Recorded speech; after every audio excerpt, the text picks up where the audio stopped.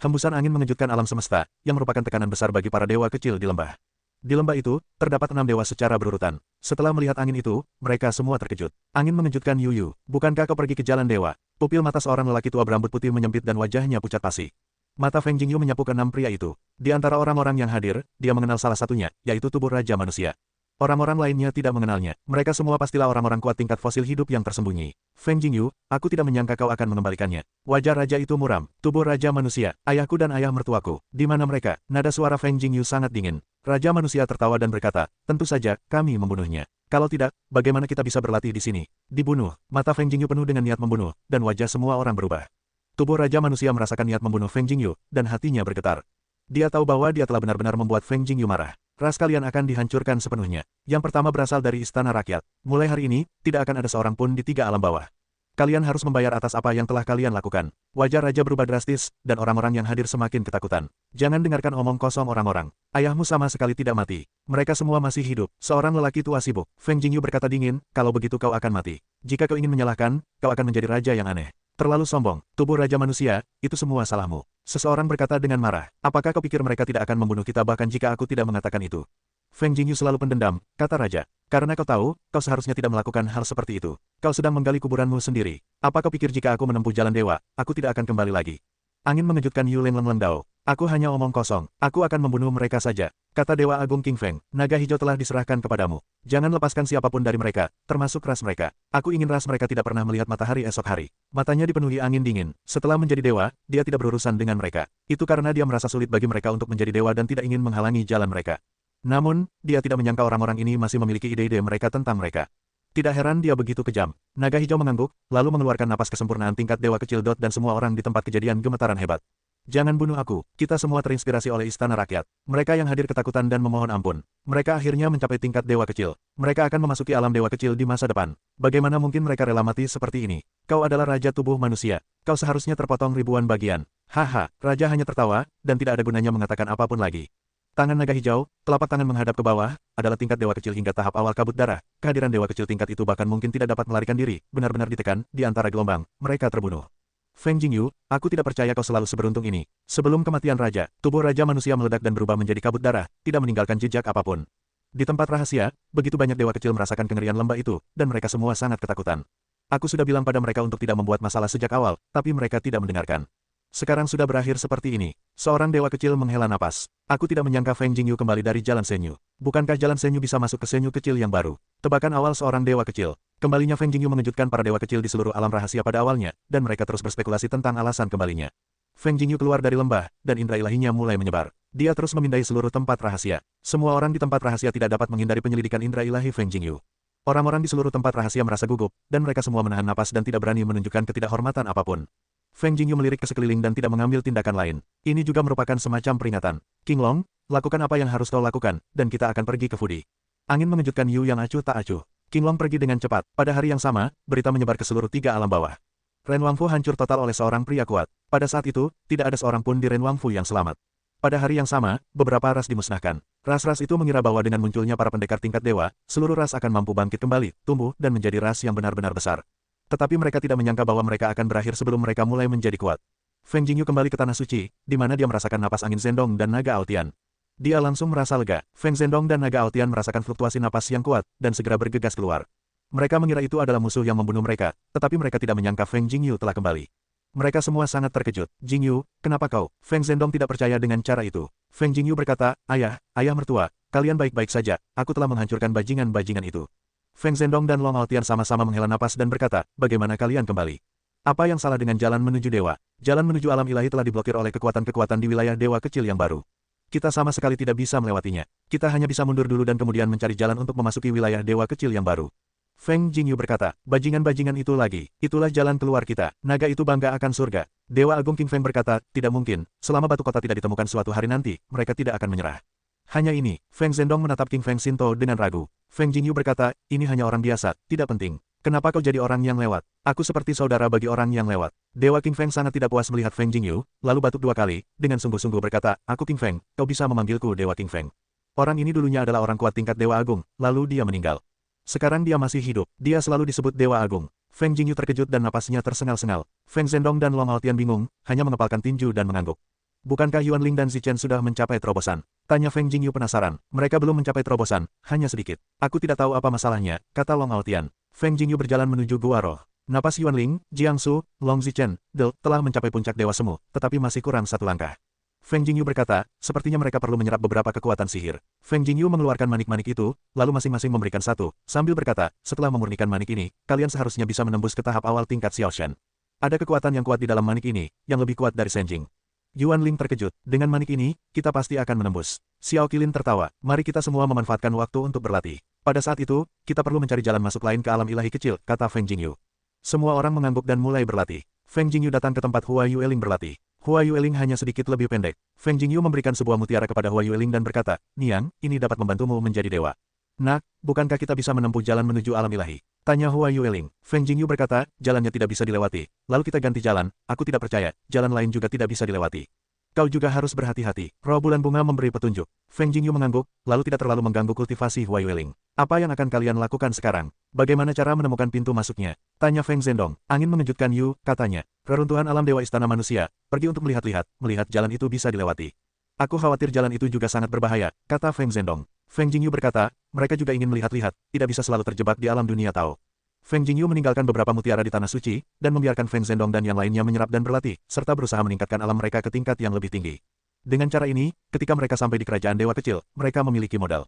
Feng Jingyu, bersama King Long, Feng Huang, dan King Feng, meninggalkan tanah suci lagi, lalu langsung pergi ke dunia Tianyu dan sampai di reruntuhan Senyu di Renwangfu. Pintu masuk reruntuhan Senyu di Renwangfu tidak dihancurkan oleh King Long. Keempat orang itu memasuki reruntuhan Senyu dan kemudian langsung menuju jurang maut. Sekarang mereka telah mencapai tingkat dewa kecil. Setelah memasuki pemakaman dewa, mereka tidak lagi merasa malu seperti sebelumnya di hadapan beberapa mayat mengerikan. Keempatnya segera sampai di tepi jurang. Melihat jurang itu, Dewa Agung King Feng berkata, sebelumnya Yun Tao mengatakan bahwa tempat ini diblokir. Seharusnya memang benar-benar diblokir. Feng Jingyu berkata, berkali-kali, jika kau tidak pergi melihatnya sendiri, bagaimana kau bisa menerima kenyataan? Mungkin keadaan akan berubah. Itulah dirimu. Kau tidak akan mudah menyerah. Dewa Agung King Feng merasa tak berdaya. Angin mengejutkan Yu dan dia tersenyum, kalau tidak, aku juga tidak bisa melangkah sampai ke sini. Kalau begitu, tidak ada yang perlu diragukan. Langsung saja turun, kata Dewa Agung King Feng. Feng Jingyu berkata, untuk berjaga-jaga, aku sarankan kita memasuki tungku Bagua Emas Ungu terlebih dahulu, agar kita bisa menghindari bahaya lain. Ide bagus. King Feng adalah orang pertama yang setuju. Tentu saja, King Long dan Feng Huang tidak akan keberatan. Feng Jingyu mengorbankan tungku Bagua Emas Ungu, lalu membuka tutupnya, dan keempat orang itu melompat masuk. Kemudian tungku Bagua Emas Ungu jatuh ke jurang. Tungku Bagua Emas Ungu jatuh ke jurang, dan sebuah kekuatan dahsyat tiba-tiba muncul dan langsung menghantam tungku Bagua Emas Ungu itu. Boom! Kekuatan dahsyat itu menghantam tungku 8 trigram emas ungu, yang membuat tungku 8 trigram emas ungu bergetar sesaat. Angin di dalam tungku 8 trigram emas ungu mengejutkan Yu, dan beberapa orang tidak dapat berdiri diam dan berguling-guling di dalamnya. Berbaring di dalam palung itu memang berbahaya. Dewa Agung King Feng menegur. Feng Jingyu berkata, jika tidak ada bahaya di tempat ini, bukankah aneh jika orang-orang dari wilayah dewa kecil datang ke sini dengan santai? Apa yang kita serang? Bisakah tungku 8 trigram emas ungu itu bertahan? Kata Dewa Agung King Feng. Feng Jingyu berkata, tungku Bagua Emas Ungu memiliki asal yang luar biasa. Ia harus mampu menahannya, yaitu, apakah kita mampu membawanya dalam kondisi seperti ini? Boom, ada kekuatan dahsyat lain yang menghantam. Tubuh Feng Jingyu terguling-guling di dalam tungku Bagua Emas Ungu, dan mereka tidak dapat menjaga keseimbangan. Bagaimana mungkin tungku Bagua Emas Ungu itu tidak roboh? Dewa Agung King Feng berusaha untuk tetap berdiri tegak, lalu ia bingung. Feng Jingyu berkata, aku akan membuka tutupnya sedikit untuk melihat apa yang terjadi. Feng Jingyu juga berusaha untuk tetap tenang. Setelah kekuatan itu menghilang, ia membuka celah di tutupnya dan melihat keluar.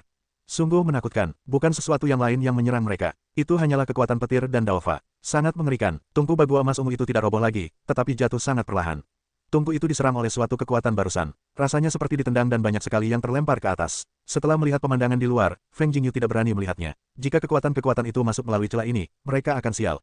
Feng Jingyu segera menutup tutupnya. Dewa Agung King Feng bertanya dengan tergesa-gesa, bagaimana situasi di luar? Ini memalukan, kita tidak bisa naik atau turun sekarang, kata Feng Jingyu. Apa maksudmu? Tanya Dewa King Feng yang agung. Feng Jingyu berkata, di luar sana ada kekuatan dahsyat yang terbentuk dari gabungan Taoisme dan petir.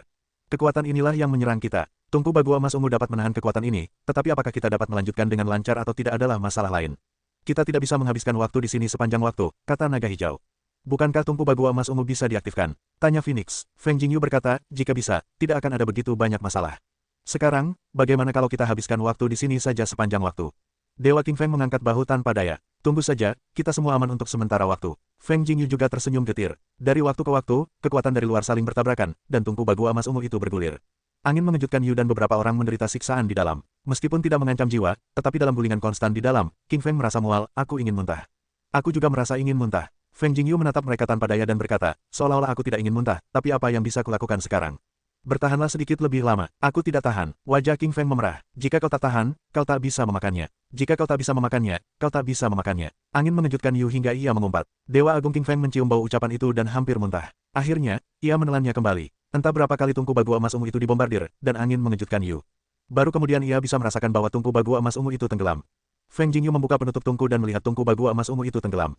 Ia merasa lega. Akhirnya selesai. Roh Agung King Feng menghela napas. Kecepatan penurunan tungku bagu emas ungu sangat cepat. Setelah sekitar setengah jam, tungku bagu emas ungu itu telah berakhir dan jatuh ke tanah. Bang, suara keras terdengar, dan tungku bagu emas ungu itu menghantam tanah dengan keras dan membuat lubang besar.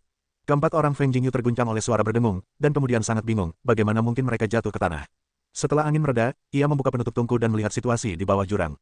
Di bawah jurang, sulit untuk melihat dengan jelas situasi di dalamnya. Feng Jingyu keluar dari tungku 8 trigram emas ungu, dan indera ilahinya melesat untuk menjelajahi situasi di sekitarnya. Setelah King Feng, King Long, dan Feng Huang keluar dari tungku bagu emas ungu, Feng Jingyu menyimpannya dan berkata, lewati jalan ini. Feng Jingyu menunjuk ke suatu arah lalu berjalan melewatinya. Ketiganya segera mengikuti. Di sepanjang jalan di depan, Feng Jingyu juga terus mencari dengan indera ilahinya. Akhirnya, mereka melihat sebuah retakan, tetapi retakan ini telah disegel. Retakan neneknya, seperti yang diharapkan, telah diblokir. Dewa Agung King Feng bersumpah. Angin mengejutkan Yu untuk berkata, bisakah disobek? Pasti telah disegel oleh orang kuat di atas tingkat menengah. Tidak mudah untuk menghancurkan tingkat yang kecil itu, kata Dewa King Feng yang agung. Feng Jingyu melihat segel itu, lalu memegangnya. Kekuatan sihir dan kekuatan petir ungu yang kacau menyatu, dan mengeluarkan napas yang sangat mengerikan, dia langsung mengayunkan pedang dan membelah diri. Pedang Feng Shen membelah segel itu, tetapi tidak banyak berpengaruh. Feng Jingyu menebas beberapa pedang berturut-turut, lalu membiarkan King Long dan Phoenix mencoba beberapa kali. Segel itu masih tidak bergerak. Sepertinya jalan ini tidak mungkin. Angin Jingyu menyerah sepenuhnya, menghela napas dan tampak tak berdaya. Jika jalan ini diblokir, jalan mana yang tersisa? Jalan King Long. Feng Jingyu menggelengkan kepalanya, kita masih perlu mencari tahu. Jika kita tidak dapat menemukannya, kita hanya bisa terus menunggu. Jika aku pergi ke kerajaan dewa kecil yang baru, aku tidak akan mudah melepaskan kekuatan besar itu. Nenek, aku akan memblokir semua jalan. Ini untuk memutus jalan kita. Dewa besar King Feng menggigit giginya. Ayo pergi. Angin mengejutkan Yu. Feng Jingyu mengorbankan tungku Zijin Bagua lagi, lalu melompat masuk. Setelah memasuki tungku, keempatnya kembali ke puncak jurang. Tidak mudah untuk kembali ke puncak jurang. Ia juga dihujani bombardir dahsyat, yang membuat Dewa Agung King Feng menelan ludah beberapa kali di bawah ancaman angin Jingyu. Setelah kembali ke puncak jurang, Dewa Agung King Feng, begitu keluar dari tungku Bagua emas ungu, langsung muntah dan hampir memuntahkan semua empedunya. Menjijikkan. Angin mengejutkan Yu dan membuatnya tidak suka. Dewa Agung King Feng menggigit giginya dan berkata dengan marah, menjijikkan. Berapa kali kau bisa menelannya? Aduh, King Long dan Feng Huang sama-sama mual. Setelah Dewa Agung King Feng muntah, beberapa orang meninggalkan pemakaman dewa dan berjalan keluar dari reruntuhan alam ilahi. Kapan kita harus menunggu sampai jalan lain muncul? Jika itu tidak terjadi terus-menerus, bukankah kita harus menunggu? Dewa Agung King Feng tidak mau. Feng Jingyu berkata, mereka memblokir jalan sekarang, jadi mereka tidak bisa mendapatkan batu kota. Aku tidak terburu-buru, mungkin mereka lebih cemas daripada aku. Kenapa? King Feng bertanya pada Shinto. Feng Jingyu berkata, mereka tiba-tiba ingin mencari Zhen Tianxi. Mereka pasti punya tujuan, jadi mereka pasti lebih cemas daripada kita. Ya, jika kita tidak pergi ke Senyu kecil yang baru, mereka tidak akan berani datang ke sini sekarang. Maka mereka tidak akan mendapatkan batu Zentian. Ini jelas bukan yang ingin mereka lihat. Kata Dewa Agung King Feng. Angin menerpa Yue, tunggu sebentar dulu, lihat siapa yang tidak tahan duluan. Feng Jingyu kembali ke dunia Daoyu dan Tanah Suci. Apakah kau menemukannya? Tanya Feng Zhendong. Feng Jingyu berkata, jalannya terblokir. Sekarang aku hanya bisa menunggu. Itu tergantung siapa yang tidak tahan duluan. Saat ini, ada banyak dewa kecil di dunia Daoyu pada tahap awal. Jika mereka tidak bisa pergi ke alam dewa kecil sekarang, itu masalah besar. Jika tempat rahasia itu penuh dengan orang, apa yang harus dilakukan para dewa yang tersisa? Itu adalah hal yang baik, tetapi ternyata menjadi bencana. Kata Long Haotian. Dewa King Feng berkata, itu bukan sesuatu yang harus kita pertimbangkan sekarang. Tidak ada gunanya memikirkannya. Setelah itu, Feng Jingyu turun ke Tanah Suci untuk melihat apakah ada secercah vitalitas. Dalam sekejap mata, Yuan Ling menjadi dewa dan memulai perampokan ilahi. 3 hari kemudian, Jikong menjadi dewa, dan kemudian Jiang Su dan Qin Mengyao. Di Tanah Suci, satu persatu menjadi dewa, dan akhirnya Zilei menjadi dewa. Feng Jingyu memberikan Feng Shenjian kepada mereka untuk perampokan. Ngomong-ngomong, dia membersihkan semua karat pada pedang Feng Shen. Sekarang tidak ada karat pada pedang Feng Shen. Setelah Yuan Ling dan yang lainnya menjadi dewa, mereka terus berlatih dengan manik-manik yang diberikan oleh Feng Jingyu untuk memperkuat alam mereka, dan sekaligus meningkatkan alam mereka ke tingkat Xiao Shen menengah. Dengan cara ini, setelah memasuki alam dewa kecil, mereka tidak akan menjadi yang paling lemah. Waktu berlalu, sudah setahun. Feng Jingyu keluar dari Tanah Suci dan pergi ke jalan alam ilahi untuk melihat apakah jalan ini masih bisa dilewati. Jembatan dewa telah rusak, jika ingin melewatinya, harus ada seseorang yang membuat jembatan. Feng Jingyu secara tidak sengaja melihat tanaman rambat yang menyerangnya di jembatan Shen Xiao sebelumnya.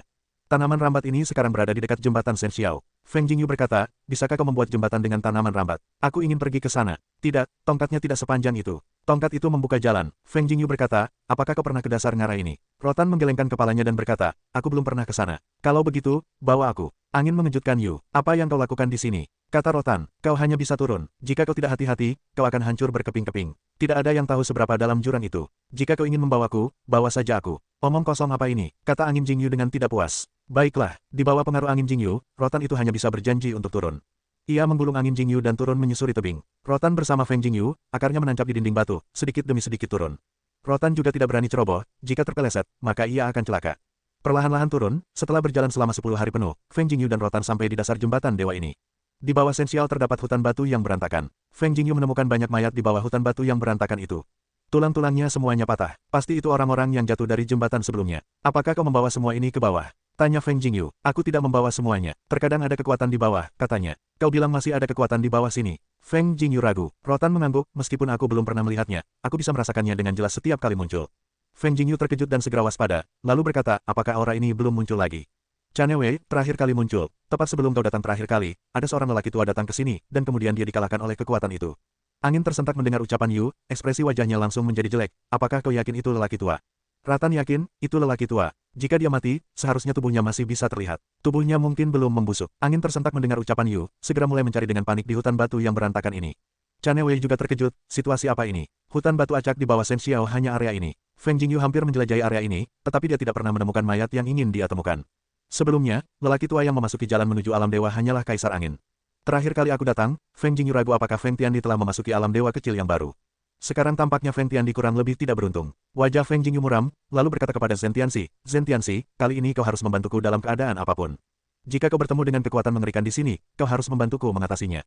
Aku berhutang budi padamu. Kali ini, batu Zentian bersinar terang, jadi dia setuju. Feng Jingyu mengerti dalam hatinya, lalu melihat sekeliling. Ada jalan di kedua ujung ngarai. Ke arah mana kita harus pergi? Ke satu arah, ada banyak bebatuan dan kabut. Feng Jingyu akhirnya memilih arah yang tertutup bebatuan. Di sini, setidaknya, garis pandangnya lebih baik. Jika kabutnya tebal, kita akan menjelajahinya nanti. Feng Jingyu sampai di hutan batu. Beberapa batu ini tingginya 100 zang dan lebarnya lebih dari 10 zang. Mereka seperti pilar yang menghubungkan langit. Ini adalah batu besar, sedangkan batu kecil tingginya hanya beberapa kaki. Puncak hutan batu itu hanyalah jembatan Shen Xiao. Ada banyak mayat di hutan batu di bawahnya, dan banyak tulang yang patah. Ngarai itu sangat dalam. Setelah mendaki selama 10 hari, mereka dapat membayangkan kedalaman di bawahnya, tetapi bahkan jika lebih dalam, seharusnya sangat sulit bagi seorang pria kuat tingkat dewa untuk jatuh hingga mati. Jika tingkat kekuatannya mencapai tingkat dewa kecil, tubuhnya sangat mengerikan. Jika bisa terbunuh seperti ini, tubuh dewa kecil akan terlalu rapuh. Feng Jingyu memeriksa banyak mayat. Jelas bahwa banyak mayat hancur karena kekuatan yang sangat besar. Ada lubang-lubang dalam di tanah dan tulang-tulang hancur. Namun, bagi dewa kecil, bahkan jika tubuhnya hancur, ia tidak akan mudah mati. Feng Jingyu berpikir bahwa masalah ini tidak sesederhana itu. Kematian para dewa kecil yang jatuh ke bawah bukanlah 100% kematian karena jatuh. Feng Jingyu perlahan-lahan masuk lebih dalam ke hutan batu. Kecuali mayat-mayat di area itu, pada dasarnya tidak ada mayat di tempat lain. Jika satu atau dua mayat muncul sesekali, itu pasti disebabkan oleh kekuatan tersebut. Kesadaran ilahi Feng Jingyu tersebar, dan indera ilahinya yang kuat menyebar di hutan batu, dan gerakan serta keheningan di hutan batu semuanya berada dalam persepsinya. Setelah berjalan beberapa saat, Feng Jingyu merasakan napas aneh di hutan batu, yang tampaknya menguncinya secara sengaja atau tidak sengaja. Feng Jingyu semakin waspada, lingkup kesadaran ilahinya menyempit untuk memastikan keakuratan indera. Begitu ada bahaya, dia dapat bereaksi pada saat pertama. Feng Jingyu berjalan lagi, dan kemudian indera ilahinya merasakan sesuatu mendekat, tetapi ketika dia merasakannya sendiri, dia tidak bisa. Feng Jingyu sedikit mengerutkan kening, lalu berjalan di depannya. Indera ilahinya merasakan napas yang mendekatinya. Feng Jingyu tanpa ragu melepaskan tangannya, yang langsung melepaskan petir ungu kacau yang mengerikan, dan menebas ke arah tempat napas itu menghilang. Ketika petir ungu kacau itu membelah, salah satu batu tiba-tiba bergerak. Batu itu sangat cepat dan bergerak dalam sekejap untuk menghindari serangan petir ungu kacau. Batu itu bergerak. Feng Jingyu terkejut. Angin mengejutkan Yu hingga berkata, apakah batu itu menumbuhkan tubuh kehidupan? Mata Feng Jingyu tertuju pada batu itu. Batu itu berubah, dengan 5 indera dan anggota tubuh. Perlahan-lahan, ia menjadi manusia batu. Selain ekspresinya yang kusam, ia tidak berbeda dari yang lain. Kaulah yang membuat masalah, tanya Feng Jingyu. Manusia batu itu berkata, kaulah yang pertama menemukanku, dan yang pertama turun untuk memeriksa. Kau sangat berani. Terakhir kali kau membawa orang tua itu turun dari jembatan. Tanya Feng Jingyu. Manusia batu itu berkata, itu bukan aku, itu angin hitam. Angin hitam. Feng Jingyu mengerutkan kening dan berkata, maksudmu, selain kau, ada makhluk lain di sini. Angin hitam berada di kabut di sisi seberang. Banyak orang yang jatuh karena dia, tetapi aku hanya menyerap kekuatan mereka yang jatuh. Kata manusia batu itu. Feng Jingyu berkata, aku bilang bahwa bahkan jika orang-orang itu jatuh, mereka belum tentu mati. Seperti yang diharapkan, ada petunjuk. Manusia batu itu berkata, siapapun yang jatuh akan mati. Ini aturannya di sini. Ketika aku harus melanggar aturan, angin itu mengejutkan Yu hingga ia bergumam. Manusia batu, dengan kekuatanmu. Feng Jingyu berkata, kekuatanku tidak bagus, bukan berarti aku tidak bisa. Dalam hal ini, aku adalah penguasanya. Bahkan jika Dewa Agung datang, aku akan mati. Manusia batu itu tersedak minuman dingin, lalu tubuhnya bergerak dalam sekejap. Saat itulah batu itu mulai bergerak. Dia sama sekali tidak bisa melihat di mana manusia batu itu berada. Zhen Tianxi, sekarang giliranmu. Jika tidak, akan lebih buruk jika aku mati di sini, kata Feng Jingyu. Batu sentian berkilauan, lalu melesat keluar dari tubuh Feng Jingyu, memancarkan cahaya yang sangat besar. Dalam sekejap, kekuatan dahsyat itu menekannya, dan puing-puing di hutan batu langsung runtuh. Ketika pria batu itu melihat batu tersebut, wajahnya berubah drastis, seolah-olah dia telah melihat musuh bebuyutan. Dia berlutut di tanah. Tidak, pria batu itu berteriak, tubuhnya retak, tidak ada cara untuk menghentikannya.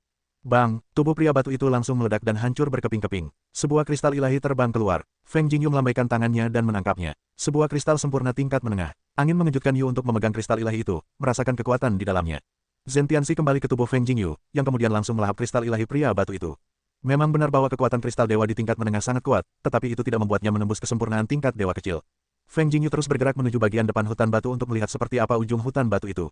Sepanjang jalan sangat sunyi, kami tidak bisa terbang di bawah. Kami hanya bisa berjalan. Feng Jingyu berjalan selama sebulan sebelum kami sampai di ujung hutan batu. Ada sebuah gua besar di ujung hutan batu. Ada sebuah lempengan batu di luar gua, yang terukir dengan kata-kata berikut, gua tempat kelahiran. Feng Jingyu melihat 3 karakter besar di lempengan batu itu, dan hatinya juga terkejut. Nama ini telah mencapai tempat yang sangat jauh. Setelah memasuki gua ini, bisakah kamu bereinkarnasi berulang kali? Apakah ada lubang di masa lalu? Rotan juga sangat tidak terduga, tetapi tampaknya telah mendengar beberapa desas-desus. Angin mengejutkan Yu untuk berbicara, lalu bertanya, desas-desus apa yang ada di lubang kehidupan ini?